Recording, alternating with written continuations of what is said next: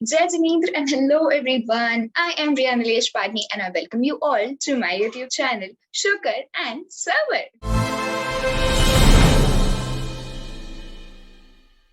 Now let's just move on to the revision strategy which I have for all those who unfortunately could not clear the December attempt and now will be appearing only group 1 या both groups in the May attempt. चलिए चलते हैं. Oh wait, I hope all of you guys know कि अगर आपका ये subsequent attempt है तो पहले दिन से आप जो कर रहे हो वो revision का ही part होता है. Okay, तो I really hope कि आप लोगों ने पूरी क्लासेस अटेंड करने में टाइम वेस्ट नहीं किया है और ज्यादा इस बार प्रैक्टिस पर ध्यान दिया है. और अगर किसी पर्टिकुलर चैप्टर में आपको कंसेप्ट में प्रॉब्लम लगती है तो सिर्फ आपने वो क्लासेस अटेंड की है. Whatever, I just hope कि now you are ready for directly going into exam oriented mode. All right, so let's move on to the strategy which I have for you. So here we are. सबसे पहले मैं आप लोगों को structure समझा देती हूँ. इस डेट से इस डेट तक आप लोग इस सब्जेक्ट की पढ़ाई करोगे and then you'll be giving the particular subjects paper on these dates. Okay, so first official revision part आप लोगों के लिए जो है वो 3 days का है. अगर आपने पहले देखा होगा तो उन लोगों के लिए I had plan 4 days revision, but क्योंकि आप लोगों का पहले दिन से रिविजन ही चलता आ रहा है तो आप लोगों के लिए 3 days should be more than sufficient, ऐसा मेरा मानना है. बट इन केस आपको ऐसा नहीं लगता है तो you can obviously go ahead with that strategy. So first revision plan for 4 days divided into 3 days and 1 day respectively. Like 3 दिन आप पढ़ोगे and then 1 दिन आपका जाएगा पेपर सॉल्विंग. अब आप लोग ऑलरेडी एग्जाम देकर आए हो, यू हैव द एक्सपीरियंस, आपको पता है कैसे पेपर्स आने, कैसे क्वेश्चंस बनते हैं और आप लोगों की राइटिंग स्पीड पर भी अब अच्छा खासा कमांड होगा बिकॉज आई बिलीव आप लोगों ने अब ज्यादा से ज्यादा सिर्फ और सिर्फ क्वेश्चंस की प्रैक्टिस की होगी. इसीलिए मैंने आप लोगों का पेपर सॉल्विंग 1 day में ही रखा है. But in case you are not comfortable with it you can obviously divided into 3rd and 4th या 2nd and 3rd, जो भी आपको ठीक लगता है. सो 1st April से 3rd April तक आप लोग अकाउंट्स की पढ़ाई करोगे, आई मीन रिवाइज करोगे. एंड देन 4th April को आप सुबह पेपर सॉल्व करोगे, आफ्टरनून में चेक करोगे, फिर शाम में पेपर सॉल्व करोगे, गलतियां आपने सुधार कर जो भी पढ़ना है पढ़कर, एंड देन रात में पेपर चेक करोगे. थोड़ा बहुत जो भी ऊपर से देखना है, पॉइंट्स जो रिवाइज करने हैं, एडजस्टमेंट्स जो नवी लग रही है वो ऑब्जर्व करना है और उसके बाद नेक्स्ट डे पे सीधा 5th April को लॉ की पढ़ाई स्टार्ट करनी है. 7th April तक आप लॉ की पढ़ाई करोगे, रिवाइज करोगे एंड देन 8th April को सिमिलरली मॉर्निंग एंड इवनिंग में पेपर सॉल्व कर दोगे. वैसा ही चलता जा रहा है कॉस्टिंग के लिए भी. 9th April से 11th April तक कॉस्टिंग की पढ़ाई करोगे, 3 days as in 9th, 10th and 11th और फिर 1 day जो आपका पूरा जाएगा पेपर सॉल्विंग में. उसके बाद 13th April को वैसे ही आपको टैक्स का करना है, 13 से लेकर 15 तक टैक्स का करोगे एंड देन 16th को अगर आपकी पढ़ाई नहीं होती है तो it's okay if you give 1 paper also for tax. I understand, I have been through it, I understand. Anyways second तो ऐसे आपका 16th April तक आप लोगों का फर्स्ट रिवीजन खत्म हो जाएगा and then you will be beginning of with your second revision जो कि 3 days का है divided into 2.5 day and 0.5 day. जैसा मैंने उन लोगों के लिए सजेस्ट किया था वैसा ही आप लोगों को सजेस्ट कर रही हूँ कि फर्स्ट रिवीजन में 2 पेपर सॉल्विंग इसलिए थी ताकि आपको पेपर सॉल्विंग कैसे करनी है, आपके क्या ड्रॉबैक्स हैं वो रियलाइज हो, किन पॉइंट्स पर ज्यादा मेहनत करनी है वो समझ आए, ताकि आप सेकंड रिवीजन में अब पढ़ाई पर ज्यादा ध्यान दे सको और वो सारे पॉइंट्स को कवर कर सको. इसीलिए सेकंड रिवीजन में सिर्फ और सिर्फ 0.5 डे वाला स्लॉट दिया हुआ है फॉर पेपर सॉल्विंग, मतलब आप एक ही पेपर सॉल्व करोगे. सो 18th April से 20th April तक आप अकाउंट्स की पढ़ाई करोगे, आई मीन रिवाइज करोगे यार. एंड 20th April को दोपहर में 2 से 5 जब भी यहाँ से अब आपको ब्रैकेट में A फॉर आफ्टरनून लिखा हुआ दिखेगा, आप 2 से 5 एग्जाम एनवायरनमेंट में कैलकुलेटर, पानी की बोतल, हर चीज लेकर स्टडी टेबल पर बैठकर पेपर सॉल्व करोगे. ओके, ब्रेन को आदत दो उस टाइम पे जागने की. जैसे ही आपका 20th April को अकाउंट्स का पेपर खत्म हो जाता है, थोड़ा सा ब्रेक लेने के बाद 7 या 8 बजे तक आप लॉ की पढ़ाई स्टार्ट कर दोगे. 22nd April तक आप पढ़ाई उसकी करोगे. 22nd April को शाम में, रात में, जब भी आपको सूटेबल लगे आप उसका पेपर सॉल्व कर दोगे. देन 23rd April को आप आपके कॉस्टिंग की पढ़ाई रिविजन स्टार्ट करोगे. 25th April के दोपहर के 2 बजे तक आप कॉस्टिंग का पेपर सॉल्व करोगे. देन उसके बाद जैसे ही कॉस्टिंग का पेपर हो जाएगा, चेक हो जाएगा, आप टैक्स की पढ़ाई शुरू कर दोगे. 27th तक you will be studying tax and then 28th को सुबह सुबह आप टैक्स का पेपर दोगे. मैंने टैक्स का पेपर रात के लिए इसलिए नहीं रखा है बिकॉज कहीं ना कहीं मेरा जो रिविजन स्ट्रेटेजी बोलो या स्टडी स्ट्रेटेजी बोलो, it is more of a morning kind of person की स्ट्रेटेजी. तो मुझसे टैक्स से बहुत ज्यादा डर लग रहा था और मैं कभी भी ऐसा नहीं करना चाहती थी कि मैं किसी ऐसे टाइम पर पेपर सॉल्व करने बैठूं जहां पर मेरा कंसंट्रेशन लेवल एकदम लो होता है। तो मॉर्निंग पर्सन्स एज एन हम लोगों से रात में पढ़ाई नहीं होती, तो रात में जो कंसंट्रेशन लेवल होता है वो बहुत कम होता है। और अगर टैक्स के पेपर में मैं इस कम कंसंट्रेशन लेवल के साथ पेपर देने बैठती, अगर मार्क्स अच्छे नहीं आते तो मेरा कॉन्फिडेंस जो है वो बहुत बुरी तरीके से हैम्पर होता। इसीलिए I avoided it and I recommend you to avoid it as well. अगर आप कंफर्टेबल हो तो surely go ahead with solving the paper रात में, 27 अप्रैल के रात में। उसके बाद इफ यू ऑब्जर्व 28 अप्रैल को पेपर सॉल्व करने के बाद उससे जितना भी आपको सीखना है वो सीख लो एंड देन चिल आउट। अगर चिल आउट नहीं करना है, अगर आप ट्रैक से थोड़े दूर हो, अगर आप डेडलाइन मीट नहीं कर पाए हो, then consider it as a buffer day, because आपका थर्ड रिविजन प्लान शुरू होने वाला है 29 ऑफ अप्रैल से। सो कहीं ना कहीं 28 ऑफ अप्रैल का बचा हुआ दिन मैंने आप लोगों के लिए बफर रखा है, क्योंकि मुझे पता है आप लोग वही वही चीजें बार बार पढ़ पढ़ कर इरिटेट हो चुके होंगे इस पॉइंट ऑफ टाइम तक। It's okay, it's all right, आप अकेले नहीं हो इसमें, ठीक है। अगर मीट कर पाए हो डेडलाइन को तो प्लीज रिलैक्स कर लो, घूमने चले जाओ, जो करना है, जो पसंद है वो करो, मूवी देखो, क्योंकि इंटरेस्ट बनाए रखना बहुत जरूरी है और इस इंटरेस्ट को जरूरत होती है टाइमली ब्रेक्स की। ओके, अगर आप देखोगे तो आपका फर्स्ट रिविजन था 4 डेज का, सेकेंड रिविजन हमारा 3 डेज का, अब थर्ड रिविजन भी जो है वो आपका 3 डेज का ही है, लेकिन सेकेंड रिविजन से वो ऐसे अलग है कि सेकेंड रिविजन में आपने पढ़ाई पर ज्यादा ध्यान दिया था, अब आप थोड़ा सा पेपर सॉल्विंग पर ज्यादा ध्यान दोगे। क्योंकि जितने भी लोग जनरली क्लियर नहीं कर पाते उनका कहीं ना कहीं कॉन्सेप्ट में थोड़ी सी गड़बड़ हो सकती है या पढ़ाई थोड़ी सी कहीं लैग कर सकती है, लेकिन मेजर जहां फर्क आता है वो आता है पेपर सॉल्विंग में।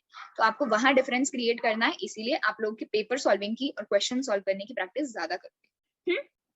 तो उस हिसाब से थर्ड रिवीजन को ड्राफ्ट किया है मैंने। 29 और 30 को आप उसकी पढ़ाई करोगे अकाउंट्स की, एंड देन 30 अब जैसा मैंने उन लोगों को सजेस्ट किया था वैसा यहाँ पे है।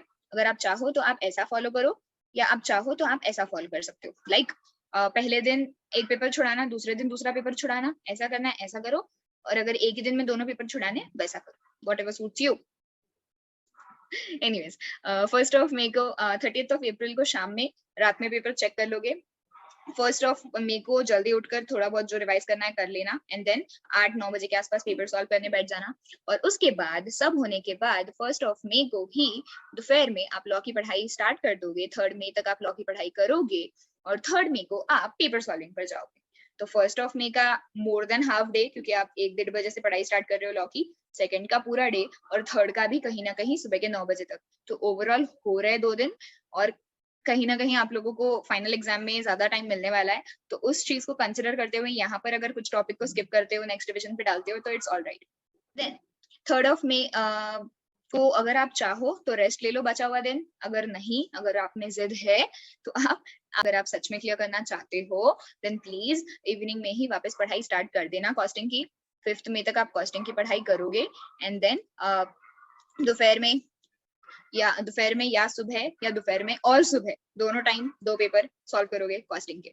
लॉ का पेपर सॉल्विंग अगर स्किप करना चाहते हो तो कर सकते हो, क्योंकि ज्यादा से ज्यादा क्वेश्चंस पढ़ना ज्यादा जरूरी है। हाँ, लेकिन आई वुड सजेस्ट कि यहाँ पर सॉल्व कर देना पेपर, बिकॉज आप अभी 10 दिन दूर हो अपने एग्जाम से, तो हाथ को आदत रहना जरूरी है। देन 5 मई को शाम में आप पढ़ाई स्टार्ट कर दोगे, 7 मई तक आप टैक्स का करोगे, एंड 8 मई को सुबह उठ के मॉर्निंग में आप पेपर सॉल्व करोगे। रीजनिंग सिमिलर है जो यहाँ सेकंड रिवीजन में मैंने दी थी मेरे माइंडसेट की, तो यहाँ पर भी मैंने इसीलिए मॉर्निंग का स्लॉट दिया है। इफ यू आर कंफर्टेबल आप शाम में या रात में भी सॉल्व कर सकते हो।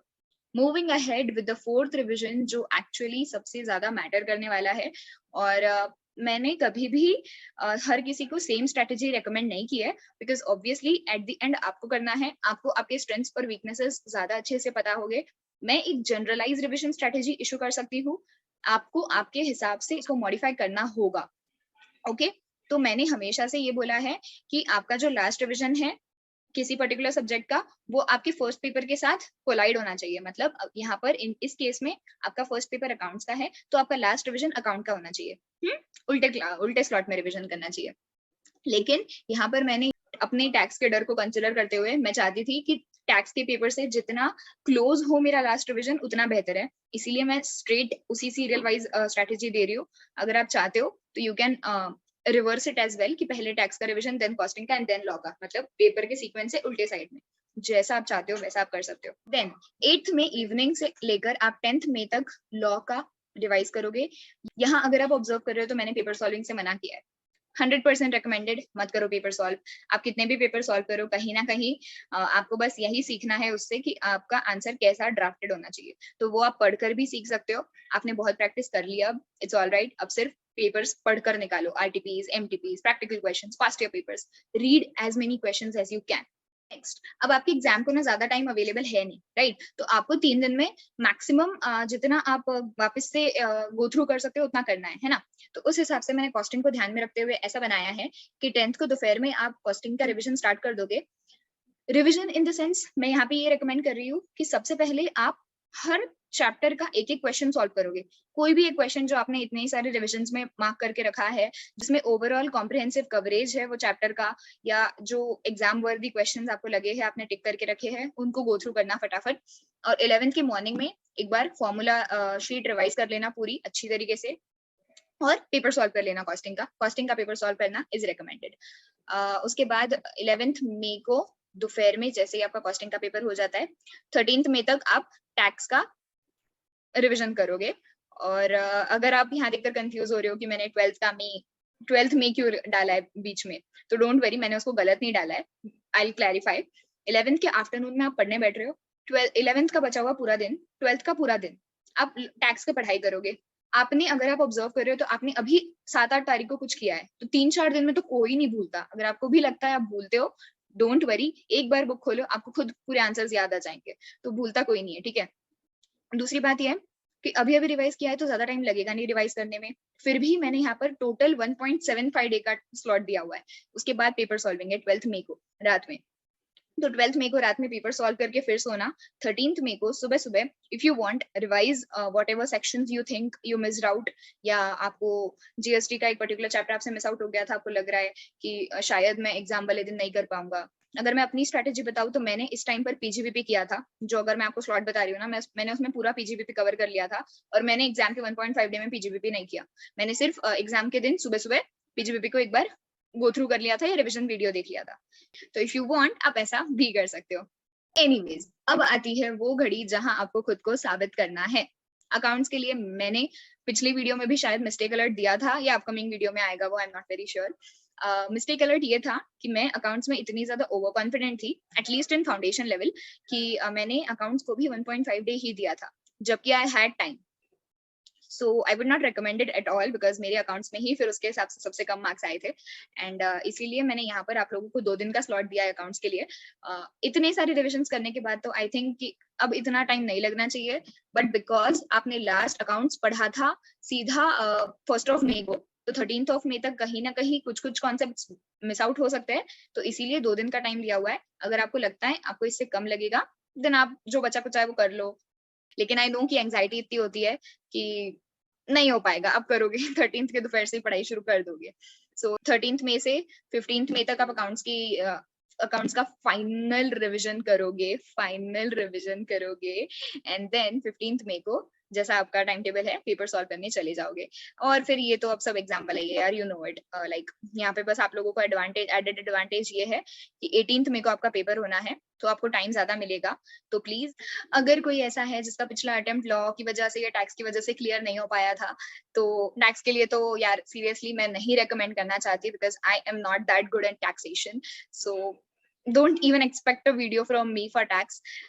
मैं जिसमें कर सकती हूँ, I am giving my 120%, I promise you guys. Law में मैं मदद कर सकती हूँ। मैं लॉ का वीडियो 10th ऑफ मई से पहले डेफिनेटली लॉन्च कर दूंगी, जिसमें मैं आपको अपनी स्ट्रैटेजी बताऊंगी कि लॉ का पेपर कैसा लिखना चाहिए, लॉ का पढ़ाई कैसी करनी चाहिए थी, और लॉ का रिविजन कैसा करना चाहिए and all. I think that will help you. Don't worry, I try my best कि मैं 10th ऑफ मई से पहले आपको how to score high in law का वीडियो अपलोड कर सकूँ। So yeah, अब देख लो यार, this was the revision plan. Let me know your views in the comment section. मेरी तरफ से सिर्फ ग्रुप 1 देने वाले लोगों के लिए, या जो बोथ ग्रुप्स दे रहे हैं उनके लिए भी शायद ये हेल्पफुल हो सकता है। तो या, I hope my tips were helpful to you and you will follow it and definitely share it with all those who need it. इस वीडियो में यहीं तक everyone. मिलते हैं अगले वीडियो में. Thank you so much. Signing off.